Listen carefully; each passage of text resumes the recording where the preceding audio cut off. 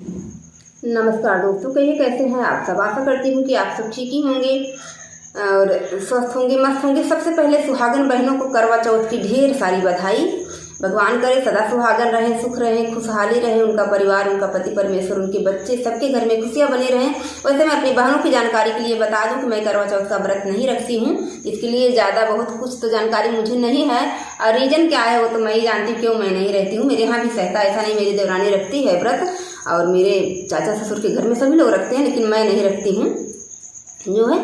तो आज है करवा चौथ। मैंने सोचा ये कहानी डाल दूं आप लोगों के लिए। बहुत ही प्यारी कहानी है। आशा करती हूँ कि आप लोगों को ये कहानी से कुछ सीख मिलेगी और जो है आप लोग हमारी कहानी को पूरा सुनेंगे। करवा मैया सबको खुश रखें, सब पर अपनी कृपा दृष्टि बनाए रखें। तो वीडियो शुरू करने से पहले हमारी सभी बहनों से, सभी भाइयों से रिक्वेस्ट है, जिन तक हमारी ये वीडियो पहुंचती है, जो हमारे लिए नए हैं, वो कृपया मेरे चैनल पर अपना प्यार दुलार बनाए रखें, मेरे चैनल को सब्सक्राइब करें। आइए वीडियो को शुरू करते हैं। बहुत ही प्यारी सी करवा चौथ माता की कहानी सुना रहे हैं, पूरा सुनिएगा, ध्यान से सुनिएगा। आज बहनों के लिए कहानी बहुत ही महत्वपूर्ण है। एक नगर था, वहाँ पर एक जो है राजा रहते थे और उस गांव में बहुत सारे गरीब और अमीर लोग भी रहते थे। तो राजा के घर में सब कुछ परिपूर्ण था और सबके घर में कुछ चीज़ें थी, कुछ चीज़ें नहीं रहती थी वहाँ पर। तो राजा के घर में जो है पूजा पाठ अच्छे ढंग से हो जाता था, लेकिन जिनके घर में नहीं है वो तन मन से करते थे। जो भी उनको भगवान ने दिया था वो चीज़ अर्पण करते थे। लेकिन उसी गांव में एक गरीब जो है रहता था, ब्राह्मण, और उसकी एक कन्या थी। तो वो कभी कभी जो है अपने पिताजी के साथ उनके घर जाती थी, राजा के घर, और वो देखती थी कि उनके यहाँ पूजा पाठ कैसे होता है। तो थोड़ी बहुत पूजा पाठ वो भी कर लेती थी जो है। और एक दिन शाम को पंडित से भी कथा करवाते हैं करवा चौथ में। तो पंडित जी जब करवा चौथ आया और शाम को जो है उनको निमंत्रण आया कि शाम को आप आ जाइएगा। तो पंडित जी गए और वहाँ पर कथा हुई। तो बेटी भी साथ में गई, बोली पिताजी मैं भी आपके साथ चलती हूँ।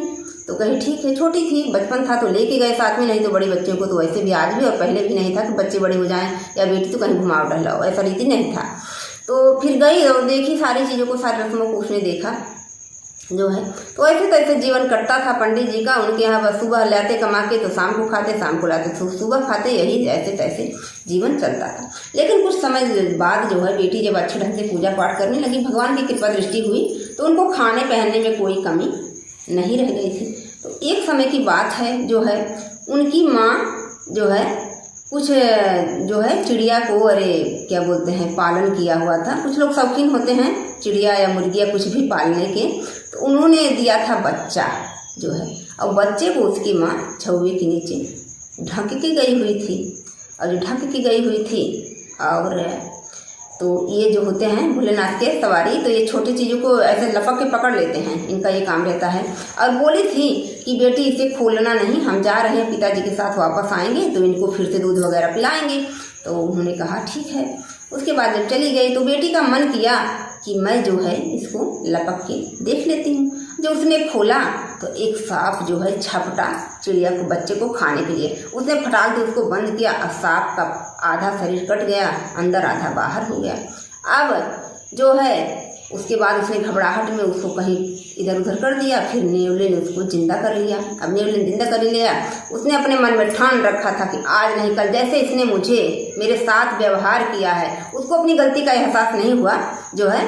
तो कभी कभी इंसान को भी अपनी गलती का एहसास नहीं होता है, तो जो है इसके बदला जरूर लूँगा जब भी बड़ी हो जाएगी, अभी इसको चलने दीजिए। तो ऐसे तैसे जीवन बीतता रहा। राजा की लड़की, वो पंडित जी की लड़की कम से कम 17-18 साल की हो गई। उससे काफ़ी तरह से पूजा पाठ का ज्ञान था जो है। उसके बाद जो है उसकी शादी कर दी गई। शादी के जो है उसने अपने मन में सोचा था जैसे रानी अपने घर करती थी, अगर मैं अपने ससुराल में सुखी रहूँगी, मुझे भगवान ने सब कुछ दिया या नहीं दिया, जब मेरी शादी हो जाएगी तो मैं भी व्रत रखूँगी। तो गई, अपने ससुराल गई जो है। और उसके बाद फर्स्ट रात को वो सांप उनके यहाँ साथ में गया, वो डोला के साथ में ही चला गया। वहाँ पर इधर उधर देखता रहा, इधर उधर देखता रहा, कहीं कहीं घूमता रहा। उसके बाद जाके उसी के कमरे में बैठ गया। अब बोला आज ही रात काटूंगा इसको, इसके पति का दीदार नहीं होने दूंगा। लेकिन वो जब जो है अपने पति से उसकी मुलाकात हुई, बातचीत हुई, तो उस बात में उसने अपने पति से यह बात रखी कि पतिदेव जी, मेरा और आपका साथ है जो है, अभी मेरी शादी जो है बैसाख के महीने में हुई है। अभी 6 महीने या 4 महीने जो भी बाकी है करवा चौथ पूजा, जिस दिन करवा चौथ का पहला व्रत मैं करूँगी उसी दिन मैं आपके साथ संबंध से रहूँगी, और नहीं तो समाज को दिखाने के लिए हमारा और आपका पति पत्नी का रिश्ता जरूर रहेगा। मेरे दिल में ये भाव था और मैंने ये बात सोच रखी थी कि जब मेरी शादी होगी, अगर करवा चौथ जब भी आएगा मैं व्रत करूँगी, तभी मैं अपने पति के साथ अपना जीवन शुरुआत करूँगी, नए जीवन की। तो पति बहुत ही सज्जन व्यक्ति, समझदार थे, कहे कोई बात नहीं है, अगर मान लीजिए मेरी शादी ही 6 महीने बाद होती तो क्या होता, जैसा आप चाहते हैं वैसा ही। तो जो भी उन्होंने अपने पति के पांव दाबे, उसके बाद सांप जो है उसकी चोटी पर चढ़ने लगा काटने के लिए। तो वहाँ पर करवा माँ उसकी बातों को सुन करके उससे प्रसन्न होके कि इसके मन में इतनी ज़्यादा भावना है, इतना ज़्यादा प्यार है मेरे लिए, तो क्यों ना मैं इसके पति को बचाऊं। अगर ऐसा हो गया, इसके साथ ये हो रहा है, तो ये करवा चौथ आने से पहले तो विधवा हो जाएगी, तो कैसा मेरा व्रत कैसे करेगी, और लोग इसे ताना मारेंगे। तो करवा चौथ माँ वहाँ आके जो है एक बुढ़िया का रूप धर के ना तो उसको देखने देती हैं ना उसके पति को, और उस सांप से जो है विनती करती हैं, उन्हें विनय करती हैं कि नहीं, आप इसकी गलती को जो भी सज़ा देना है मुझे दे सकते हैं, लेकिन अगर इसने सुहागिन रहने के लिए मुझसे अरदास लगाई है नाग देवता, अगर आप इसके साथ ऐसा कर रहे हैं तो ये गलत बात है, आप ऐसा ना करिए। तो नाग देवता ने कहा नहीं, मैं अभी नहीं, कभी भी काटूंगा ज़रूर, अभी तो मैं जा रहा हूँ। तो उनके मन में ये था कि मैं कहीं बैठ जाता हूँ, अब ये बूढ़ी कौन है, जब चली जाएगी तो मैं काट लूँगा, ठीक है।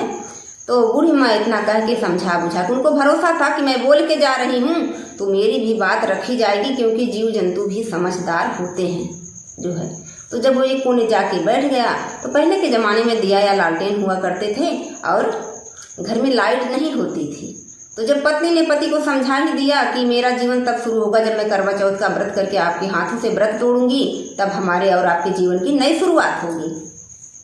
तो नाग देवता वहीं पर बैठ गए आसन मार के कि जब ये सो जाएगी तब मैं इसको डस लूँगा, दर्शन तो होने नहीं दूंगा, क्योंकि इसने व्रत रखने की बात कही है। तो जब वो सोने गई अपने बिस्तर पर, तो नाग देवता सोचने कब काट लेंगे, फिर सोचे नहीं, बूढ़ी माँ ने कुछ कहा है, नहीं काटना है, यही सब सोच रहे थे। तब तक वहाँ जो दीपक रखा हुआ था उसने अपने आंचल से उसको जूड़ किया, और जूड़ करने के बाद बोलती है कि हे लक्ष्मी माँ, नाग बाढ़े नागिन बाढ़े, और नाग के सातों कोआ बाढ़े, बाड़ा बूढ़ा भैया बाढ़े, भौजी सुहाग बाढ़े, ओकरे पीछे हमहू बाढ़ी मावा। हम जैसे मानदारी करवाए, अगर हमार पति हमार बात माने हैं माई, तो हमरे जीवन के जौन भी पल बा करवा चौथ तक सकुशल बिताऊ, उसके बाद हमरे जिंदगी में हमार श्रृंगार बना रहा है, मारसाज बना रहा है, हम करवा चौथ की पूजा करब, उसके बाद अपने जीवन की हम नई शुरुआत करब। लेकिन वही आशीर्वाद सुन करके उस नाग के मन में, सांप के मन में आ गई दया। उसने सोचा, तब उसके मन में ये भाव आया कि इसने गलती से किया था और ये अनजान थी उस टाइम, लेकिन आज जो इसने कहा है वो दिल से कहा है, तो इसके लिए अब मैं चला जाता हूँ, मैं इसके पति को नहीं डसूंगा। उसके बाद नाग देवता वहाँ से जो है चले जाते हैं, और सुबह होती है, फिर साथ ननद पूरा परिवार और पतिदेव भी खुशहाल रहते हैं, किसी को कुछ पता नहीं चलता है। समय जो है गुजर जाता है धीरे धीरे। उसके बाद करवा चौथ आता है, तो बहू अपनी सास से कहती है कि माँ, सासू माँ, मुझे जो है ये व्रत रखना है। तो सास कहती है कि कोई बात नहीं, आप मेरे बेटे की लंबी उम्र के लिए ये व्रत रख रही हैं, तो ये व्रत आप रख सकती हैं। जो भी भगवान ने मुझे दिया, बहुत धनधान्य नहीं था, बहुत ही जैसे मायका वैसा ससुराल भी था, तो जो भी चीज़ भगवान ने उनकी सास को दिया था उन्होंने तैयारी की। अब मायके में उन्होंने संदेशा भिजवाया कि बाबूजी मुझे व्रत रखना है करवा चौथ का, माँ जी जो भी आपके यहाँ भगवान ने ईश्वर ने दिया है मेरे घर भिजवा दीजिए। तो उनकी माँ ने 2 साड़ी और भी जो कुछ भी भगवान ने दिया था, ऐसा नहीं है कि जो नहीं दिया है आप कर्ज करके ही काम करिए, जो नहीं आता है मायके से वो आप ससुराल का भी यूज कर सकती हैं जो है। अगर मायका उपयोग है ही नहीं तो कहाँ से लाएंगे लोग, तो दिया। उसके बाद सच्ची भावना से, सच्चे भाव से पंडित की कन्या ने व्रत रखा, और शाम को सही समय पर चांद को अर्घ दिया, पूजा पाठ किया, और पति ने उसका व्रत खोला। फिर जो है उस कन्या ने अपने पति के साथ अपने नए जीवन की शुरुआत की। आशा करती हूँ कि करवा चौथ माता ऐसे ही सब सुहागन बहनों पर अपनी दया दृष्टि बनाए रखेंगी, और हमारी बहनें जो भी हमारी वीडियो को देखेंगी, जो नई हैं, चैनल को सब्सक्राइब, लाइक, शेयर करेंगी। अच्छी जानकारी पाने के लिए कृपया चैनल को सब्सक्राइब करें। जो भी रिक्वेस्ट हो, जो चीज़ आप जानना चाहते हैं कृपया कमेंट करिए। मिलती हूँ नेक्स्ट टाइम आप लोगों से अच्छी जानकारी के साथ या अच्छी कहानी के साथ, ब्लॉग के साथ। तब तक के लिए बाय। जय करवा चौथ माता। गुड मॉर्निंग दोस्तों, नमस्कार, बाय।